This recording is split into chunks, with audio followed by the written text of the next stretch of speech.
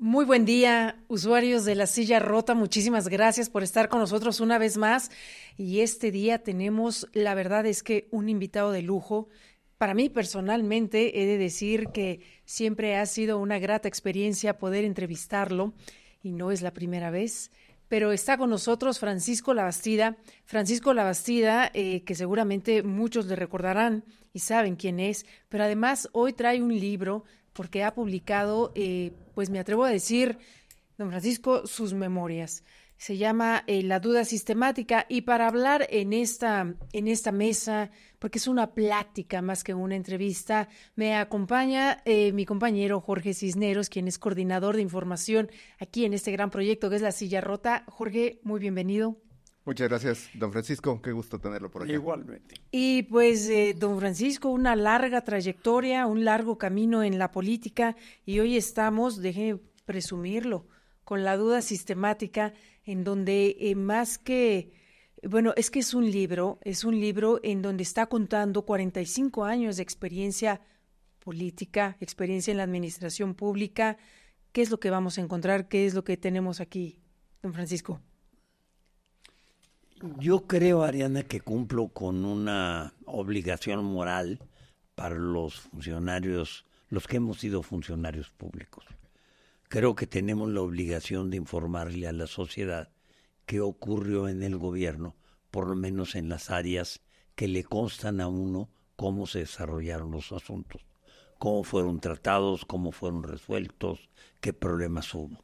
Y eso es lo que intenta en una parte del libro. Otra parte, la final, tiene un análisis de reflexión, de evaluación de cómo está la situación del país, cuáles son sus principales problemas y qué hay que hacer para solucionarlos. Ahora, me parece muy interesante porque estamos hablando, y literalmente lo pongo así, de lo que es una parte del siglo pasado y lo que llevamos de este siglo.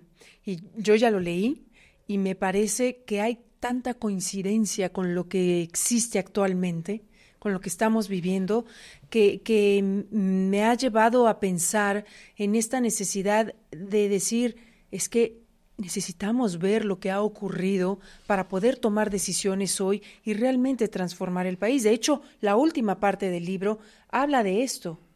Usted está exponiendo qué es lo que se debe hacer para poder hacer estos cambios, ¿correcto? Yo tengo una visión personal desde hace muchos años, décadas diría, de que el sistema político mexicano, la gran concentración del poder del sistema político mexicano en el Ejecutivo, particularmente en el presidente de la República, ha llevado a los costos más graves para el país.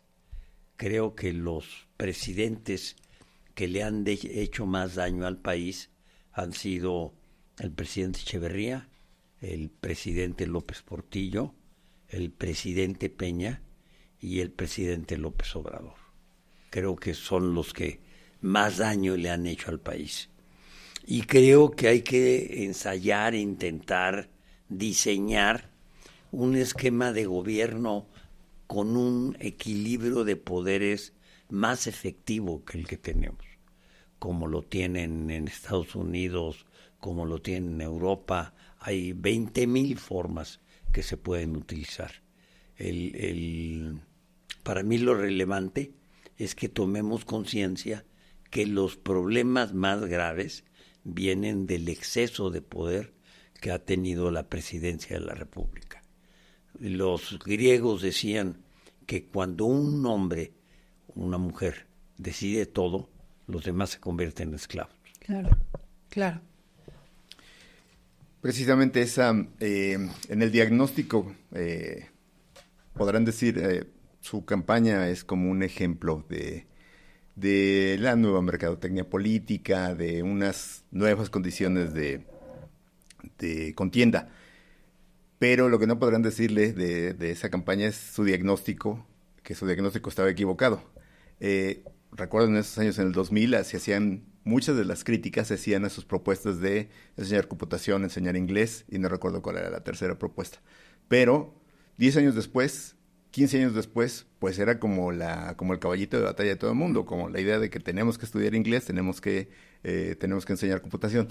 ¿Qué tanto nos ha fallado los diagnósticos? ¿Qué tanto le fallaron los diagnósticos a los administradores públicos que usted conoció desde los años 80 en adelante? Yo creo que en general sí nos han fallado.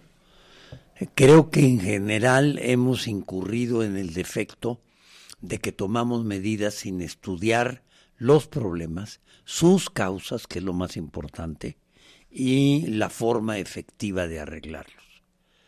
Voy a tocar el tema de seguridad pública, porque es de los más obvios.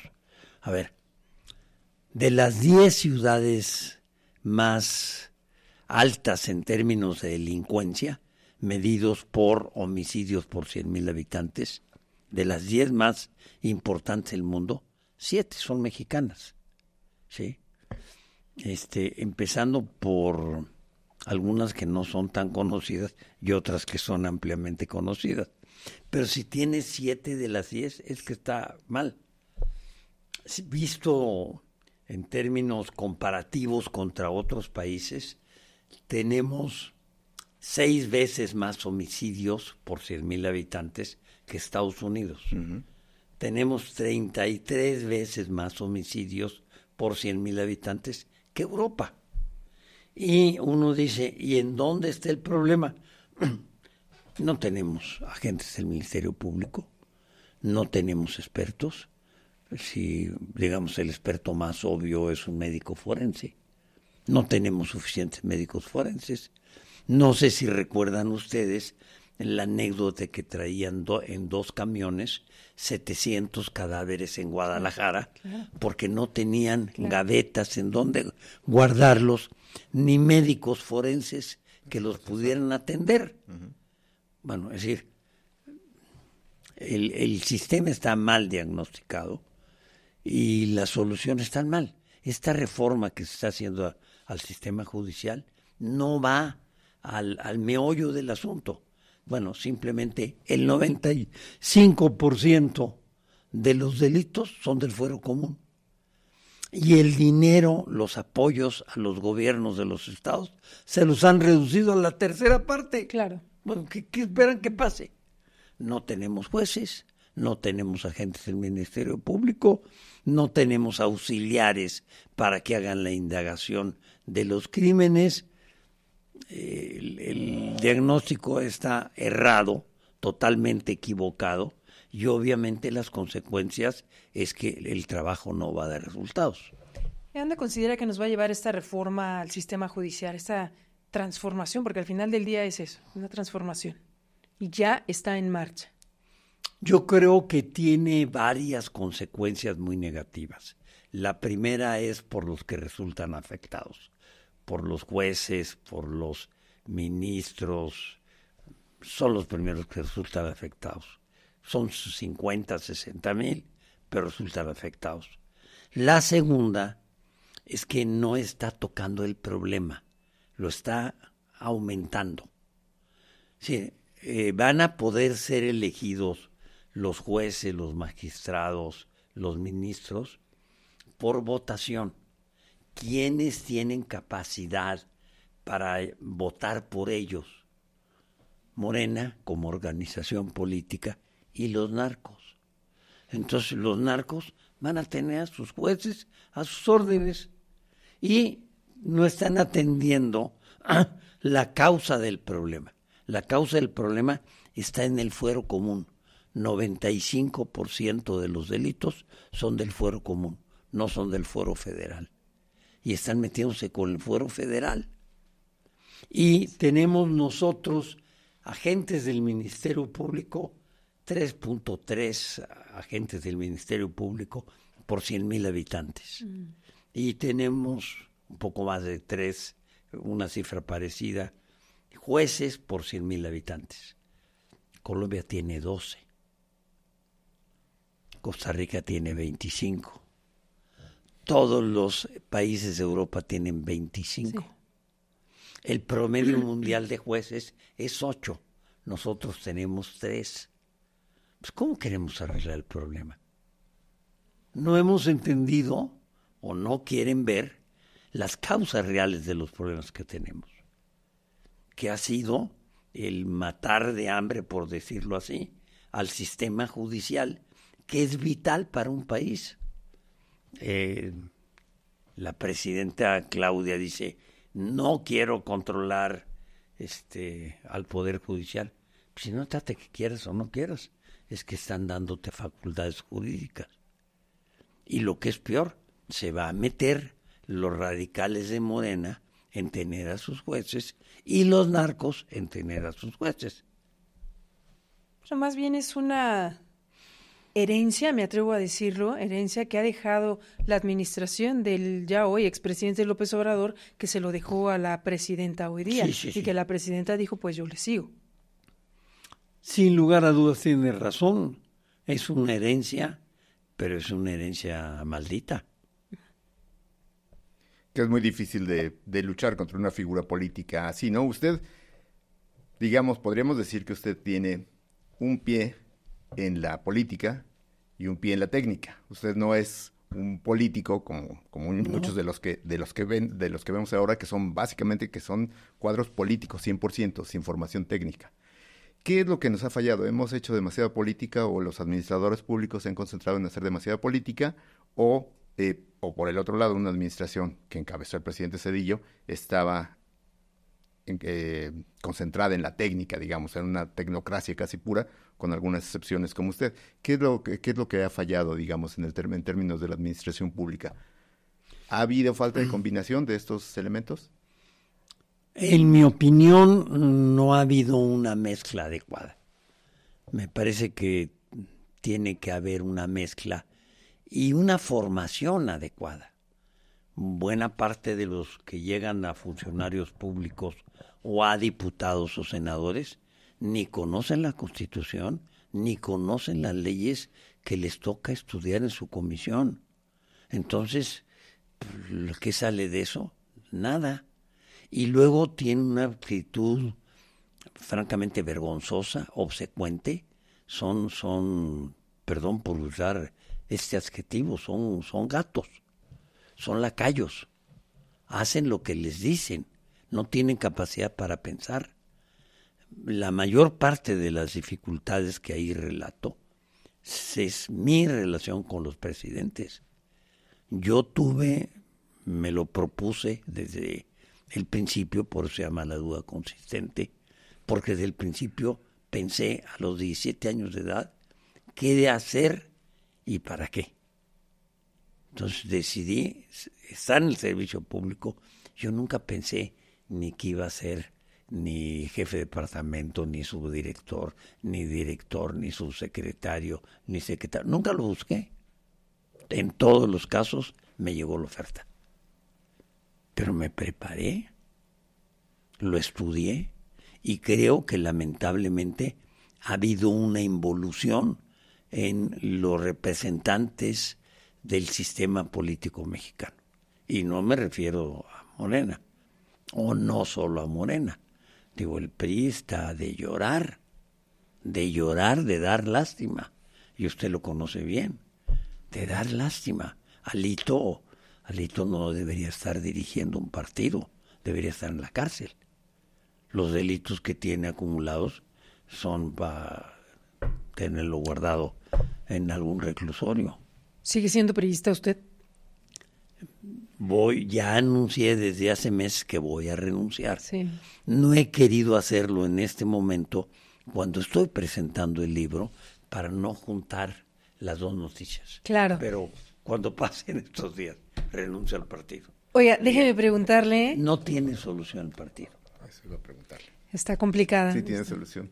No tiene solución. Déjeme preguntarle, porque en esta, pues me atrevo a decir, autobiografía de 45 años en el sistema público, aquí relata cuando usted fue gobernador, evidentemente antes candidato, y cómo se fue dando toda esta campaña que usted tuvo. Y es que ahora que hablábamos del tema de la seguridad, pues desde aquellos años incluso estaba el tema del narcotráfico. Sí, y cómo le llegaron a ustedes mensajes, pero lo que más ha llamado mi atención es el tema de cómo usted consultó y tuvo gente del Mossad aquí en México con usted y cómo el Mossad le decía a usted que en realidad el problema era que la delincuencia organizada, el narcotráfico, estaba muy por encima de la autoridad, por un tema de dinero, por un tema de armas, y pues usted lo tuvo que asumir y fue gobernador. ¿Cómo fue ese proceso, ese periodo? Se inicia el proceso cuando el presidente López Portillo él me ofreció, fue muy generoso siempre conmigo, me ofreció ser subdirector general de Pemex y decliné la invitación porque estaba convencido que lo que querían hacer con Pemex era malo para Pemex y fue malo para el país. Lamento haber acertado. La segunda invitación fue para ser gobernador de Sinaloa. Me preguntó, me dijo, y delante de Miguel de la Madrid y de Ramón Aguirre, y me preguntó, oiga Paco, ¿quieres ser gobernador de su estado? Y le dije, sí, presidente, sí quiero. Le dije, pero no me ande haciendo preguntas, porque yo estaba presentando a todos ellos un trabajo. Dijo, me rompe el equilibrio mental y ya no puedo seguir. Me dijo, Paco, no es broma, es en serio, ¿quiere o no quiere? Y le dije, sí quiero, pero no estoy preparado. Con absoluta honestidad, no estoy preparado. ¿Cómo que no está preparado? Mire, presidente, yo soy economista, algo sé de economía. Tengo maestría en planeación y planeación de recursos humanos, algo sé de planeación, pero de seguridad pública no sé nada.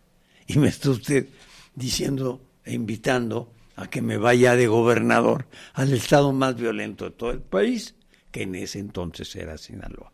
Hoy hay otros que lo superan, lamentablemente.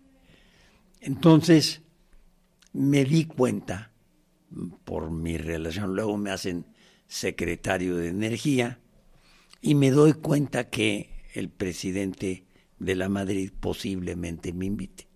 Entonces dije, si ya le expresé a López Portillo que no, me tengo que preparar para hacer un buen papel. Y entonces me metí a estudiar con el Ejército, con Marina, con la PGR, con la CIA, con el FBI, con la DEA, con los franceses, con los españoles y al final con el Mossad. Bueno, consecuencia de ello es que tenía un diagnóstico razonablemente completo. Y mi primer decreto, el primer día de gobierno, fue limpiando a la Policía Judicial del Estado. Se le hicieron pruebas a los policías. 70% de los policías no pasaban los requisitos. Corrimos al 70%. Y 40% de ellos los metimos a la cárcel. Porque había pruebas duras de que estaban ligados al narcotráfico y a la delincuencia. Me da la impresión de que hoy el panorama no es muy distinto de lo que usted llegó, lo entiendo, a tratar de controlar. Yo creo que tiene toda la razón. O sea, el programa quizás no solo no es distinto, sino que es más grave. Y más grave por el hoy gobernador dijo en algún momento que no había manera de gobernar si no había un pacto con el crimen organizado. Usted intentó algo distinto. ¿Por qué no nos absoluta platicas? Y totalmente falso. Uh-huh. Eso habrá hecho él y no puede tratar de generalizar su experiencia personal para el caso de todos los gobernadores. Mire, lo sé por experiencia personal, no es una cosa que lucubre mentalmente. Cuando llego a hacer campaña, ya en medio de la campaña, un día me avisan, estando en campaña, que le habían metido al coche que yo dejaba afuera. La casa en donde vivía no tenía estacionamiento y entonces a mi coche le metieron 30 balazos. Entonces me avisan y lo que viene en estos casos, la llamada del gobernador, que no se sepa, se va a saber y te va a hacer daño. Le dije, no, a ver, el jefe de la seguridad pública eres tú, no yo. Entonces te va a hacer daño a ti, no a mí.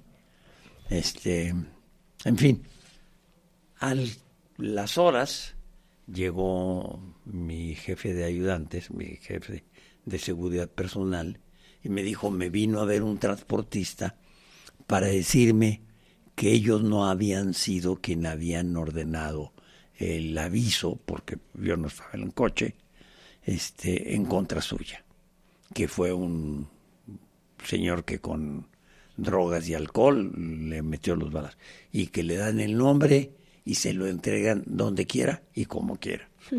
Le dije, no, dígales, a ver, sentémonos tantito, tome nota. Primero, dígales que les reconozco el detalle, la información. Dígale, no le digas que le agradezco, dígales que se lo reconozco. Segundo, dígale que no se los puedo aceptar. La justicia va a depender del gobierno del Estado, no de los narcotraficantes. Entonces no se lo voy a aceptar. Tercero, dígales que yo no recibo dinero y tampoco mi gente. Entonces, que lo que sí les agradecería es que si alguien llega a pedirles dinero, pues me avisen. Cuarto y último, este es el primero y último mensaje. No va a haber más. Va a haber un trato igual para todos los grupos delincuenciales, igualito. No hay ley, persecución para uno y campo libre para claro, otros. Para otros. La justicia, la ley es para todos. Que no lo estamos viendo Entonces, exactamente hoy. Es un mensaje no. Claro. Es decir, uno fija las reglas del juego y las notifica. Se van a manejar así las cosas, que es diferente a tener un mensaje. Claro, entiendo que usted, don Francisco, no está hoy, pues más que viviendo, yendo y viniendo de Sinaloa. Le resulta complicado por el gobernador mismo. No voy a Sinaloa. Yo dije en su momento en la elección que él había ganado con el apoyo del narco. Por razones obvias, secuestraron a cerca de unas 90 personas en el municipio de Culiacán, en otros hicieron otras tropelías y pues eso era una clara manifestación. Secuestraron a la mamá y a la mujer del secretario de Acción Política. Y les dijeron, si ustedes ganan, al día siguiente los matamos, Claro, a fin de cuentas estas decisiones tienen consecuencias. Su procurador las pagó. Claro, ¿no? claro. Usted tuvo que alejarse del país durante algún tiempo después de ser gobernador. Terminando la gubernatura, nosotros tomamos la decisión de combatir la delincuencia en cualquiera de los niveles. Entonces nos encontramos con que había 5 grupos de la policía judicial que estaban violando la ley y los metimos a la cárcel. Algunos de ellos están todavía en la cárcel. Pues sí, la ley pareja para todos, ¿no? Sí, claro. Por eso digo, hay que acabar con el fuero, por ejemplo. Es algo que hemos escuchado desde hace mucho tiempo, el tema de acabar con el fuero, pero pareciera que al mismo sistema político le da miedo acabar con él. Más que miedo, de ahí recibe beneficios. O sea, siente que va a acabar con sus privilegios, pero hay que acabar con el fuero. Yo acabé en Sinaloa con el premio del 8% al partido que tenía el mayor número de votos. Claro, luego el siguiente gobernador lo restableció. Sin duda. Don Francisco, en este libro de verdad que encontramos muchas anécdotas y sobre todo esta relación presidencial, o más bien los términos de presidencias y cómo concluye un mandatario y llegaba otro y cómo pareciera que el anterior pues ya no tenía nada que hacer, ya no podía parecerse, ya era acabar con ello. ¿Cuál es su análisis hoy en día? Tenemos ya muy poco más de 15 días de una nueva administración y lo comentamos hace un momento en materia de herencias. ¿Cuál es el análisis que hace respecto a la conclusión del mandato de Andrés Manuel López Obrador y lo que tenemos hoy en estos días de mandato de Claudia Sheinbaum, que pareciera que no concluyó? Mire, primero quisiera expresar algo que es obvio, pero prefiero decirlo abiertamente. yo le deseo a Claudia Sheinbaum que le vaya lo mejor posible. Sin duda. Porque en consecuencia nos va bien a los mexicanos y al país, sin lugar a dudas. Segundo, creo que tiene más cultura, más inteligencia, más sentido común que López Obrador. O sea, reacciona usando más el cerebro. Y López Obrador reaccionaba por capricho. Sí, se le ocurrían ciertas cosas de repente y las hacía sin tener ningún sentido. O sea, no hacía ni diagnóstico, a menos que fuera más que nada una descripción de su ideología, y aplicaba. Consecuencia, pues ahí está. Es decir, tenemos problemas muy serios, le deja una herencia maldita con los cambios al poder judicial y otras cosas, y con el intento de acabar con los órganos autónomos, que va en contra de los derechos ciudadanos. Por ejemplo, no podemos informarnos qué ocurre en el sector público, se acaban con el INAI. Claro. Sí, es un crimen. ¿Sí? Y no se ponen a pensar. Yo me acuerdo muy bien, Miguel de la Madrid, siempre, una tarde la apartaba para estudiar, para leer, para estudiar cosas, siempre. Y me parece fundamental. Se dice con frecuencia que el presidente de la República es el hombre más informado, claro, mejor informado de México. Eso es. Yo digo que es el más informado, no el mejor informado. Yo, como fui un poco irreverente o bastante, yo le llegué a decir a López Portillo cosas que sentía que le desagradaban, como que estaba poniendo en riesgo su vida, por ejemplo, y a Echeverría le llegué a decir que decía puras mentiras. A esta distancia, usted lo que dice son mentiras, Y claro, no les gustaba. Sin duda, eran los presidentes. Pero al final de cuentas, por ejemplo, Echeverría, que tenía fama de autoritario, escuchaba. Un día nos puso, lo van a ver en el libro, a estudiar el programa de presidencial Benito Juárez, y nos encontramos con que 7 de cada 100 obras funcionaban y 93 no, estaban mal construidas. Entonces, pues obviamente provocó problemas, pero aguantó. Dijo, córranme a estas gentes, encuéntrenme un buen equipo, etcétera, etcétera. Fundamental esa parte de hacerse de un buen equipo, una buena asesoría. Fundamental. Sin Y fundamental que los funcionarios tengan el valor civil de decir su verdad. No quiere decir que tenga uno la razón. Puede uno estar equivocado. Por supuesto, seguramente muchas veces se equivocó, pero por lo menos hágase escuchar.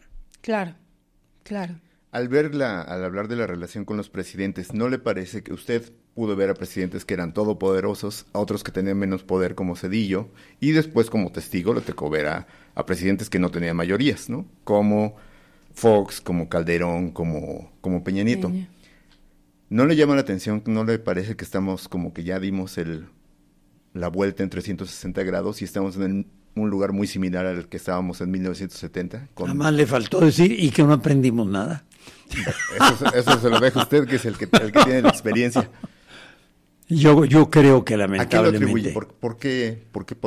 ¿Cómo podrá explicarse eso? Me parece que falta reflexión, falta capacidad de análisis, falta escuchar. Hay que tener la paciencia para escuchar. Es lo que decían los griegos, la ibris, el que la gente enloquezca con el poder, y tiene uno que tener templanza, control sobre sí mismo para poder hacer bien las cosas. Sustituir las decisiones unipersonales por decisiones colegiadas. Eso es fundamental.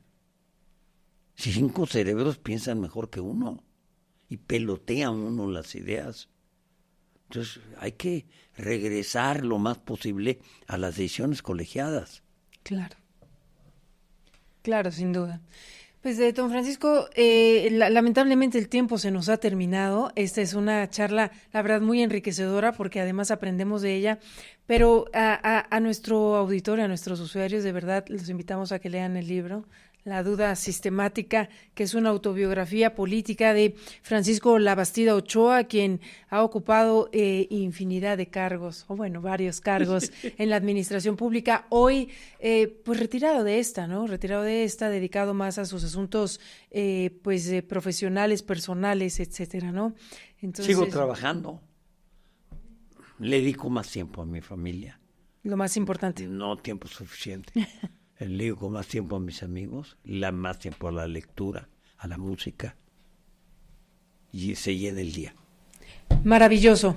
Yo le agradezco muchísimo que haya estado aquí con nosotros en La Silla Rota, a todos ustedes que nos hayan acompañado, muchísimas gracias. Y bueno, Jorge, muchas gracias, nuestro coordinador de información. Yo soy Ariadna García, directora editorial de este gran proyecto que es La Silla Rota. Muchísimas gracias. Muchas gracias a ustedes, al contrario, por la tolerancia, por la paciencia y sobre todo por la invitación.